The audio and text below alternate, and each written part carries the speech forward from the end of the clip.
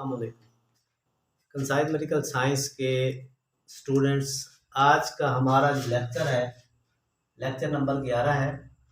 और आज हमने पढ़ना क्या है, हमारा जो क्वेश्चन है वो ये है कि ये लीवर बाइल किस तरीके से पैदा करता है। ये जो लीवर है ये बाइल कैसे पैदा करता है, ये हमारा क्वेश्चन है। और सबसे पहले मैं आपको ये बता दूं कि लीवर जो बाइल पैदा करता है ना, बाइल के हिस्से कितने होते हैं, इस बात को हम समझते हैं। जो बाइल है इसके 3 हिस्से होते हैं। एक हिस्से को आप कहते हैं बिलीरूबिन, एक हिस्से को आप कहते हैं बाइल एसिड,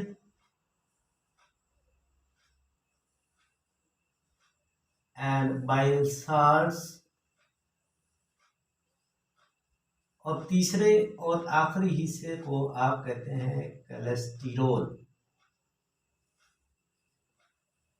तो बाइल के 3 हिस्से होते हैं, bilirubins, bile acid and bile salts. Liver bile को पैदा करता है। बाइल को पैदा करके राइट और लेफ्ट हिपैटिक डक्ट के जरिए से बाइल जो है ये आ जाती है कॉमन हिपैटिक डक्ट में। कॉमन हिपैटिक डक्ट से ये कुछ बाइल जो है ये गाल ब्लैडर है, जिसको आम जबान में आप पित्ता बोलते हैं। ये गाल ब्लैडर में स्टोर होती है और फिर यहाँ से निकलकर ये कॉमन बाइल डक्ट के जरिए से ये मेजर पैंक्रियाटिक डक्ट में आ जाती है। और ये नाली जहाँ से कॉमन बाइल डक्ट और मेजर पैंक्रियाटिक डक्ट आपस में मिलती हैं, इसको आप हिपैटोपैंक्रियाटिक डक्ट कहते हैं।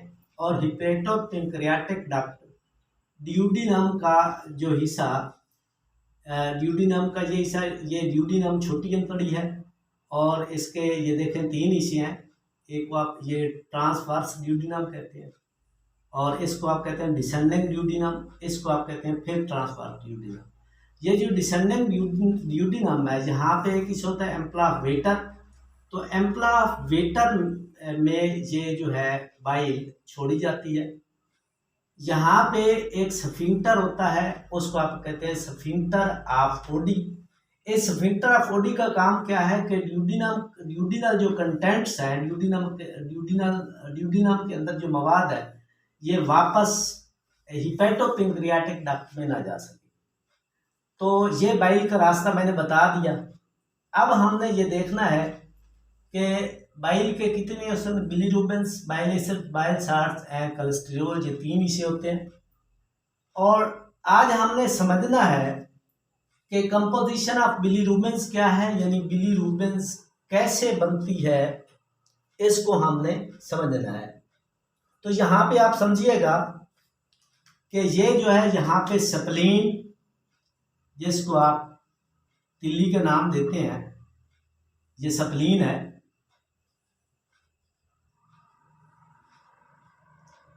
और स्प्लीन के अंदर जो आरबीसी, जिनको आप रेड ब्लड सेल्स का नाम देते हैं, क्लिनिकली रेड ब्लड सेल्स जो हैं इनको आप एरेथ्रोसाइट्स कहते हैं।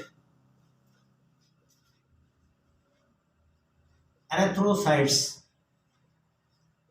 तो जो आपको पता है, आपने पढ़ा होगा कि जो रेड ब्लड सेल्स हैं एरेथ्रोसाइट्स, इनकी जिंदगी कितनी होती है, 120 दिन। और 120 दिन के बाद ये एरेथ्रोसाइट्स जो हैं रेड ब्लड सेल्स, ये तिल्ली के अंदर टूट जाते हैं।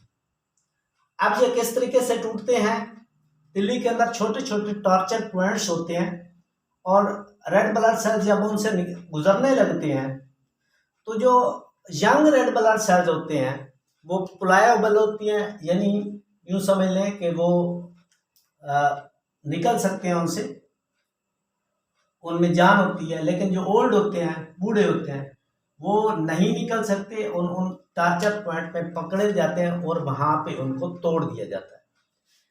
अब एरेथ्रोसाइट्स, जिनको आप रेड ब्लड सेल्स कहते हैं, इनके टूटने से बिलीरूबिन्स पैदा होती हैं। अब हमने समझना ये है कि ये बिलीरुबिन्स पैदा कैसे होती हैं, यानी बिलीरुबिन कैसे पैदा होती हैं। बिलीरुबिन्स के पैदा होने के लिए हमने सबसे पहले रेड ब्लड सेल्स जो है इनके स्ट्रक्चर को समझना है कि रेड ब्लड सेल्स का स्ट्रक्चर क्या होता है। जो रेड ब्लड सेल्स होते हैं, जो रेड ब्लड सेल्स होते हैं, रेड ब्लड सेल्स के अंदर ये सेल मेम्ब्रेन होती है और इसके अंदर ये साइटोप्लाज्म हो गया, ये सेल मेम्ब्रेन होगी और साथ हो गई जिनको आप हेमोग्लोबिन कहते हैं। अब ये हेमोग्लोबिन जो है ये इसका टोटल स्ट्रक्चर है, सेल मेम्ब्रेन, साइटोप्लाज्म और हेमोग्लोबिन। अब आपको पता है कि सेल मेम्ब्रेन किस चीज से बनी होती है। सेल मेम्ब्रेन का स्ट्रक्चर ये है कि जो सेल मेम्ब्रेन है, सेल मेम्ब्रेन किसी भी सेल की सेल मेम्ब्रेन दो किस्म के मॉलिक्यूल से मिलकर बनी है। एक को आप लिपिड कहते हैं और एक को आप कहते हैं प्रोटीन। और ये याद रखिए कि ये जो लिपिड्स हैं, ये जब सेल मेम्ब्रेन टूटती है, सबसे पहले ऊपर वाली सेल मेम्ब्रेन रप्चर होती है, टूटती है। जो लिपिड्स हैं और जो प्रोटीन्स हैं, प्रोटीन्स बन जाते हैं अमीनो एसिड्स और जो लिपिड्स हैं ये फैटी एसिड्स में तब्दील हो जाते हैं। अब हमारे पास क्या रह गया, जब ये ऊपर वाली जो सेल मेम्ब्रेन है ये खत्म हो गई, अब रह क्या गया हमारे पास, हेमोग्लोबिन। अब आपने ये समझना है कि हेमोग्लोबिन का असल में स्ट्रक्चर क्या है। मैं यहाँ पे हेमोग्लोबिन का आपको स्ट्रक्चर समझाता हूँ, उसके बाद आपको समझ आ जाएगी कि हेमोग्लोबिन असल में जब टूटती है तो बिलीरुबिन्स कैसे पैदा होते हैं। आपने एक लफ्ज पढ़ा होगा जिसको आप पाइरोल रिंग का नाम देते हैं। ये कार्बोहाइड्रेट्स का बना हुआ जिस तरीके एक किस्म की शुगर है, ये समझ लें। मैं यहाँ पे बना रहा हूँ, ये एक पाइरोल रिंग हो गया जी, ये एक पाइरोल रिंग है। और जब चार पाइरोल रिंग आपस में मिलते हैं तो एक स्ट्रक्चर बनती है, उस स्ट्रक्चर को आप कहते हैं जी प्रोटोपोरफायरिन।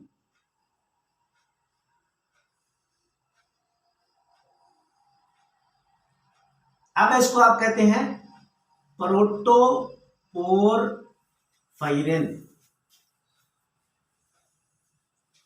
प्रोटोपोरफायरिन। और जब इस प्रोटोपोरफायरिन में आप एक एटम या एक आयन आप आयरन का रख देते हैं तो अब इसको आप प्रोटोपोरफायरिन नहीं कहेंगे बल्कि आप इसको कहेंगे हीम।